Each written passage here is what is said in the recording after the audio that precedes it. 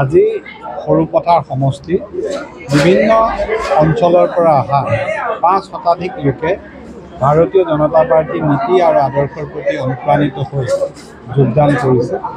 আমাৰ সৌভাগ্যৰ বিষয়ে আমি ভাল লাগিছে যে সদৌ অসম ছাত্ৰ সন্থাৰ প্ৰাক্তন সভাপতি শশধৰ গগৈ, জিলা পৰ্যায়ৰ নেতা আমাৰ যদুমণি গগৈকে ধৰি জাতীয় পৰিষদৰ ৰাজ্যিক সমিতিৰ বিষয়ববীয়া মন্ত্ৰী গগৈ, কংগ্ৰেছ দলৰ এই সমষ্টি কমিটিৰ মণ্ডল কমিটিৰ সদ্যপ্ৰাক্তন সভাপতি লীলা বৰা, ৰাজু খানাল আৰু অধিক সংখ্যক সংখ্যালঘু লোকো আজি ইয়াত যোগদান কৰিছে।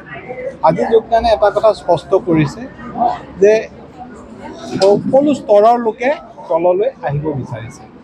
আজি জাতি, ধৰ্ম, ভাষা নিৰ্বিশেষে আদিবাসী লোক, সংখ্যালঘু লোক, গোৰ্খা বিভিন্ন জনগোষ্ঠীৰ লোক, বড়ো লোক, তাৰোপৰি ধৰ্মীয়ভাৱেও যদি চাওঁ হিন্দু, মুছলমান, খ্ৰীষ্টান প্ৰত্যেকটো ধৰ্মৰ, প্ৰত্যেকটো জাতিৰ জনগোষ্ঠীৰ যিসকল লোক ইয়াত আছে। তাৰোপৰি মোটামুটি সৰুপথাৰত যিসকলে ৰাজনৈতিক আৰু সামাজিক ক্ষেত্ৰত নেতৃত্ব লৈ আছে, প্ৰায় সকলো লোকেই আজি আমাৰ দলত যোগদান কৰিলে। আমাৰ ৰাজ্যিক দুজনকৈ সাধাৰণ সম্পাদক, জিলা সভাপতি উপস্থিত আছে।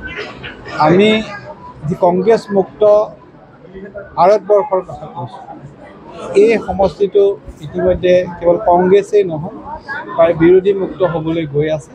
আৰু সকলোৱে আমি একেলগে একেখন মঞ্চত, একেখন দলীয় পতাকাৰ তলত দেশ, জাতি আৰু সমাজৰ বাবে কাম কৰিবলৈ আমি আগবাঢ়ি যাম।